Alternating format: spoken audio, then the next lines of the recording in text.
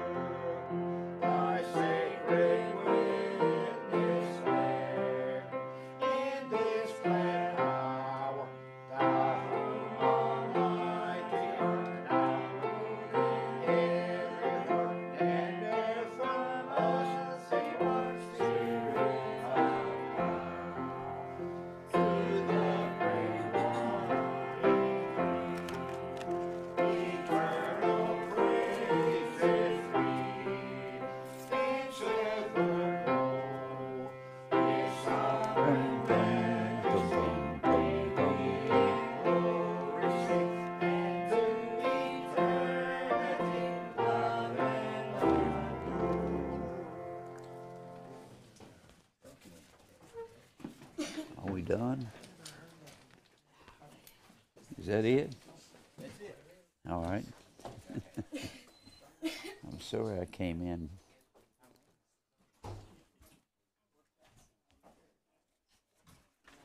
All right. I guess I need to turn on my microphone, don't I?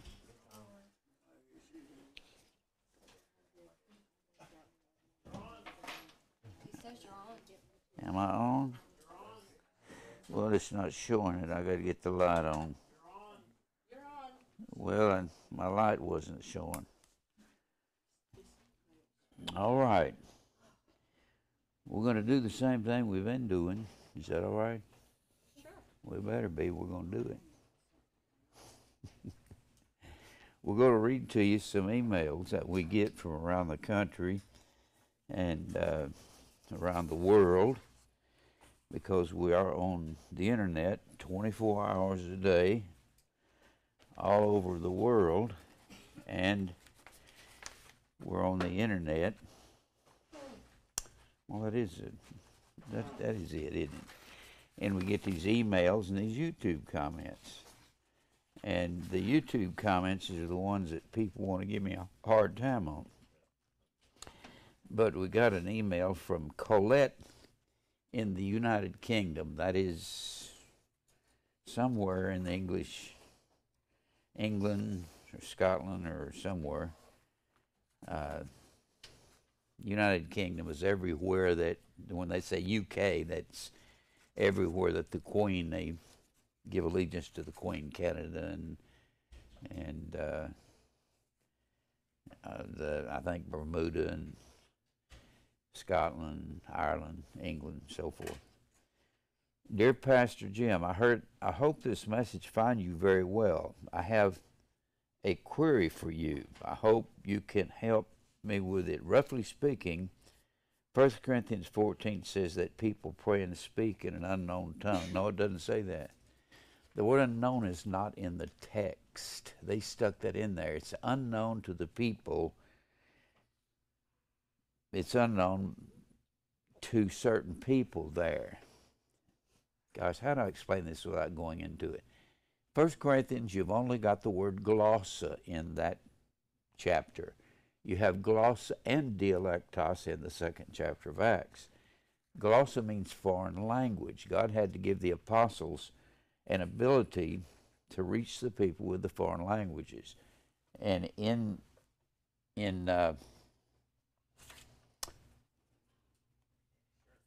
And when Paul would go into all the world and preach, Paul knew many languages, many glossa. Glossa, we get the word glossa, means foreign language. So when he would go over here, he would speak, and over here, the center of the Mediterranean world, trade and center and of all kinds of sailors and merchant people would come through Corinth, and he would say, don't anybody come in here speaking in a foreign language without it being interpreted. Acts 2 only has dialect. There was a different dialect all over the world of the common Koine street language. And that common, Koine means common, and they had a different dialect in every city state.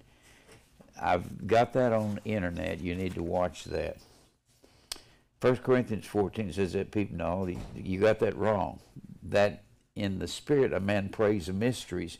If he's praying and nobody there understands him, and he's praying in Spanish and everybody there speaks Greek, then they don't understand it. It's a mystery, and God doesn't need you preaching to him. That's what he's getting at.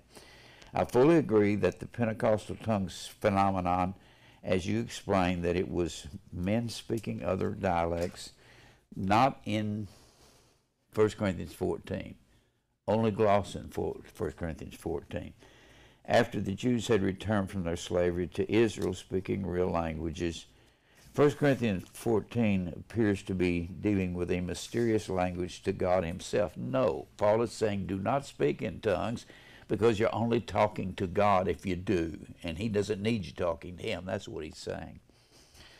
I am not trying to defend the gibberish spoken by all. You really don't understand it yet. You need to watch all of my tongues of messages, then you'll see it. You can't watch one of them and get the whole gist of the thing. But it appears that there is a time, a place, a volume level for it. No, you really don't understand. What do you know about this chapter that can help me get the right understanding? Take me about 2 hours just to go through that chapter right here, right now. You need to watch them on the internet. I look forward to your reply. With kindest regards, Colette in the United Kingdom. You've got to listen. We just sung a song and it had tongues in the line. Yeah.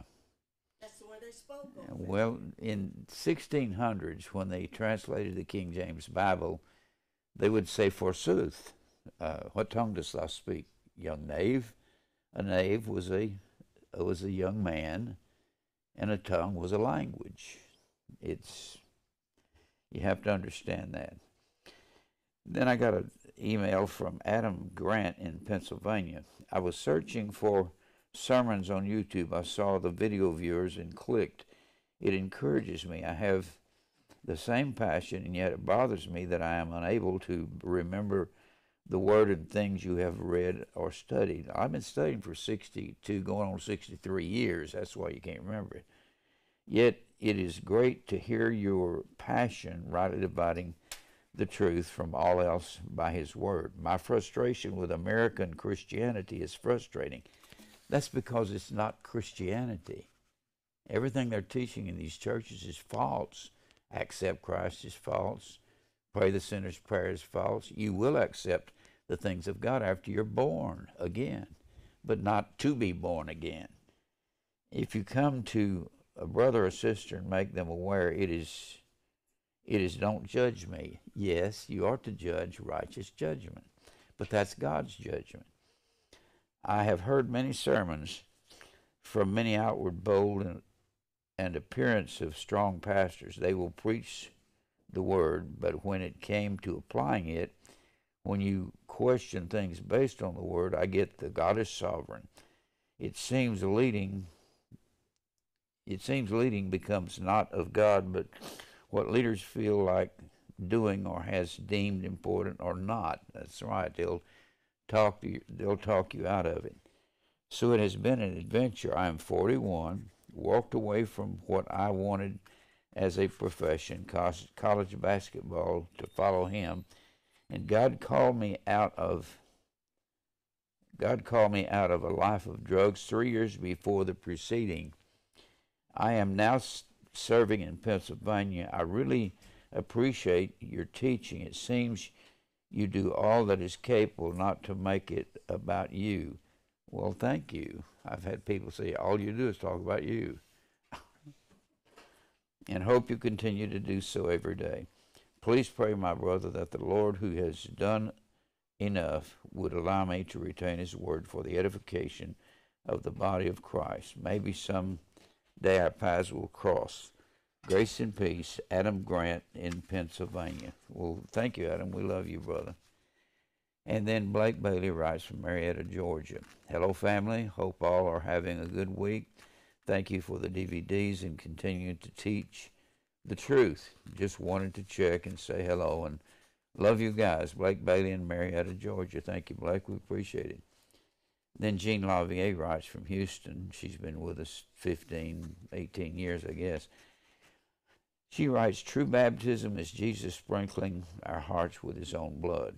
Death to self is the most important message I've heard from you in a while. This message is for me, is as the message for whom he did foreknow, he also did predestinate to be conformed to the image of his Son, that he might be the firstborn among many brethren.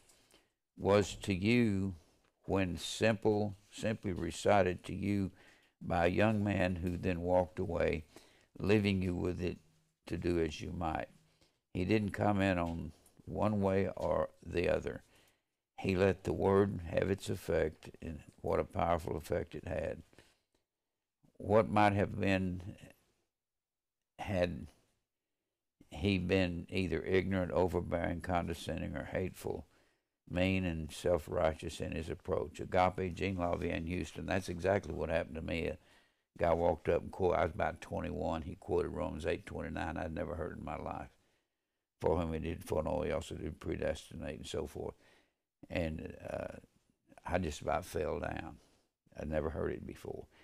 Then Jan Manville Mack, she's down in Louisiana. She's been with us nearly 20 years, probably, off and on. Thanks for the DVD requested. Received it today.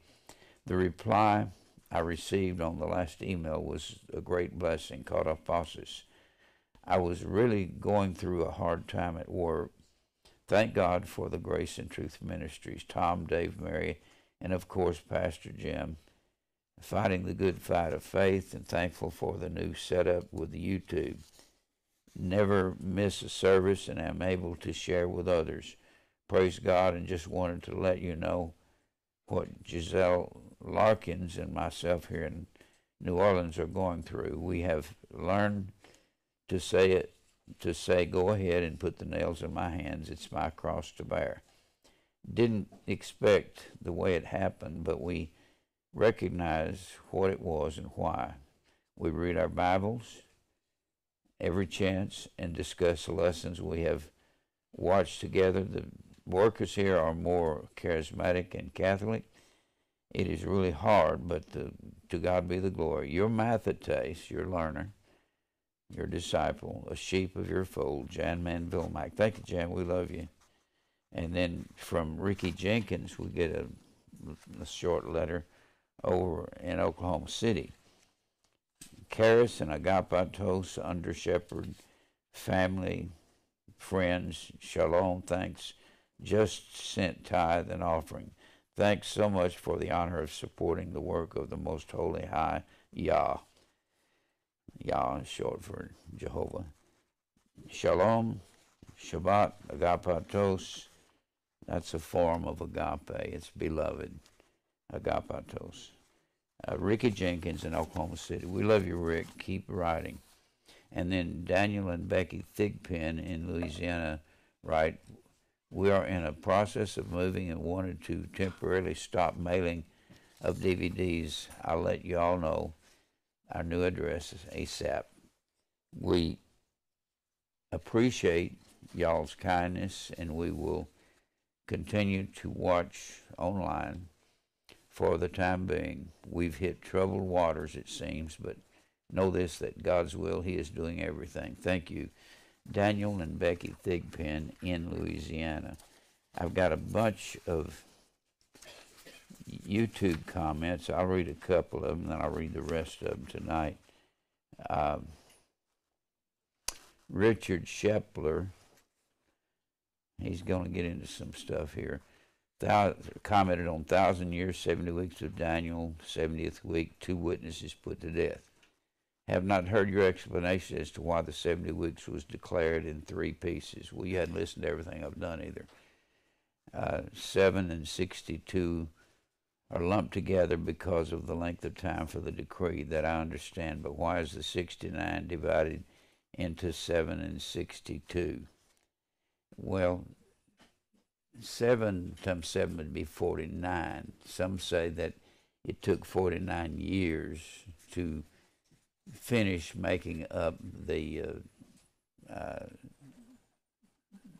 not just the city, but the walls around the city. And it takes me I've gone through this. I've probably got 200 messages on the 70 weeks of Daniel. Listen to all of them, then you'll understand, okay? Another thing concerning 1 Thessalonians 4:17, I ask, where is the air that we are forever with the Lord located? Well, gosh, I've never been there. Well, I was there last week. That's right. No, I don't know where it is. Air is a specific location of air. This shows that there is a gathering like Philip after baptizing the eunuch, not a rapture. Well, so shall we ever be with the Lord. Comfort one another with these words. The comfort is that we'll be wherever he is. Daniel 13 is an apocryphal writing, but very interesting concerning the 2 witnesses. I don't know if you understand what you're asking me. You need to go back and watch about 50 of my 70 weeks of Daniel. I never do get through all that I want to say when I'm teaching on the 70 weeks. You can't listen to one of my messages and get the entire picture of 70 weeks. You got to understand the Bible from one end to the other, and at least a skeletal structure to understand the 70 weeks. Diane Carroll, I don't guess that's a woman in Hollywood, or I don't think. I think she passed away. She was married to Vic Damone, I think. Remember Vic Damone? I remember the name. On the street where you live. Oh, sure. Okay. That was the name of the song he had. Thank you, Jim. What a great message. Talking about baptism and atonement. Baptism, no water, no immersion. Proselyte baptism. I've listened 3 times already. This message is helping me so much in this journey of Christ. I am so thankful that God has opened my eyes and ears to more and more understanding. Thank you, Jim, for all the studying and perseverance and scourging that was brought upon you to help us to understand God's instructions. It's hard, and I'm still struggling. But I wouldn't have it any other way, God willing. Agape and phileo. Then I got to thank you, Diane. We love you. Alec, you commented on predestination, atonement, baptism, no water, no immersion, proselyte baptism. It's Halloween, and I'm glad your live stream popped up because I'm going to be very bored tonight. Otherwise, thank you. That's funny. Plenty to watch. Huh? There's plenty to watch. Yeah. And then J Days 1 writes on the sword strikes Israel down until the 6-day war of 1967. Yeshua said that like Moses lifted up the staff with the serpent as a sign to be healed, so must he be lifted up. Moses raised up a staff, or staff, not a cross, or storos. The cross of Tau or Tammuz was added or changed by the Bible translators. No, it wasn't. Who were pagans. I chose to believe what Yeshua said clearly. You don't know what it means. I'll come back, read some more tonight. That'll be enough for right now. We got a parade, remember? We got a parade after this. Veterans Day parade. So when we get through, you want to probably leave. unless you want to get trapped by the parade. All right, you don't mind? Okay. I brought my lunch. You brought your lunch. We should have done that, should we?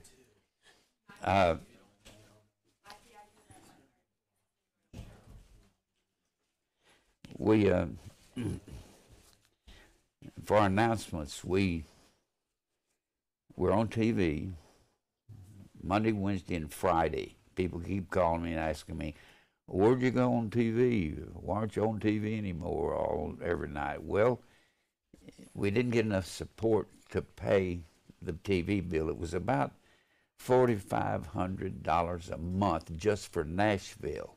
We have a total of about $12,000 a month that we have to pay out, just like a payment every month to all the TV stations. So we had to cut it back. We got it down below 10,000. I guess around 8, isn't it? Something like that, around 8,000 a month, which that comes in. But if you don't support it, we can't stay on it. Each time somebody called me, I'd say, "Well, we got to have support." They wouldn't comment. And if you really want us on the TV, you got to support it. And we support our needy people. We got a lot of needy folks. I mailed out several checks this past week for needy people. I added one more to it this past week. And these are people who don't hardly make enough to live on, but they love the truth. And if you want to help them, I'll talk to you about them and tell you about each one of them. And a lot of them are just struggling just to keep their head above water, but they love this message. So if you want to help the needy, send your check, make it out to Grace and Truth, and put needy on the bottom of it. And then if we also support our mission work with Scott and Delilah there, right there with her kids. If you want to help the mission work, they meet here every Tuesday night. Scott teaches in Spanish the things that I teach, and we're trying to build a mission ministry here. And they teach, Scott teaches what I teach about Christmas and predestination and so forth. I guess he does. I wouldn't understand him. You are teaching us what I'm teaching. I'd have to guess. I told him the other night, I said, "I can't come in here because I can't understand a word you're saying." I wish I'd have taken Spanish in school, but I didn't. And I was in high school 53 to 57. There was no need for a second language back then down in Texas. People wasn't thinking about it. And but now I wish I'd have done it. I wish I'd have taken it. I do know Como está usted. I always tell you that, though, don't I? What's that? How are you? And then you answer back, "Much grass." Muchas gracias. I learned a little bit, not much. So just if you want to support Scott and Dee in their mission work, make the check to Grace and Truth and put on the bottom of the check missions, and all of that goes to them. Our picnic this next year will be on June the 29th if you want to prepare ahead. It'll be June the 29th, and we have a picnic in June and a chili cookout in October. And we'll have it right down here at Rockland Recreation Center, about 1.5 miles at the church, from the church on the lake, just like we always do. And everybody come and join us.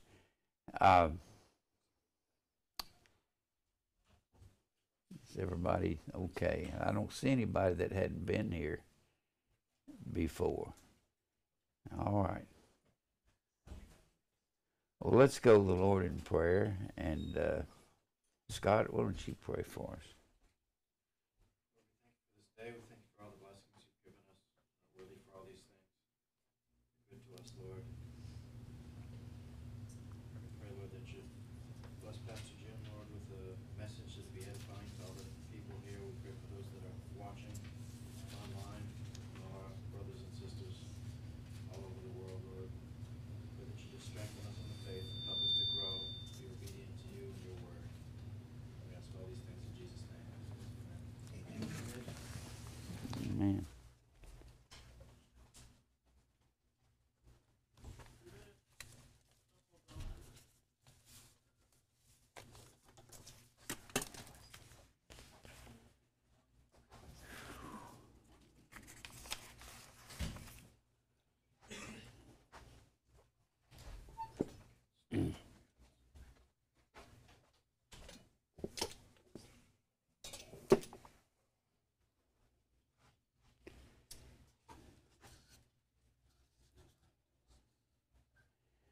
It's a good thing somebody put Pastor Jim on this cup. I wouldn't have known it was from me. Would I? Not until somebody came up here and take a drink of it during the service. Oh, is that holy water? Is it holy water? You go into a Catholic church, you dip your fingers in some holy water and do the sign of the cross. Yeah, do the sign of the cross. I don't think I'm going to do that. Do the sign of the cross.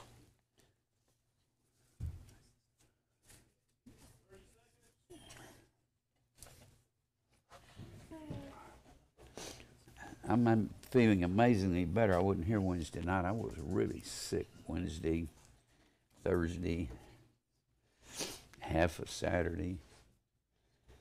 Whew. I've got what's known as bronchial asthma, and it pops up once in a while. I think it's just this weather. Pastor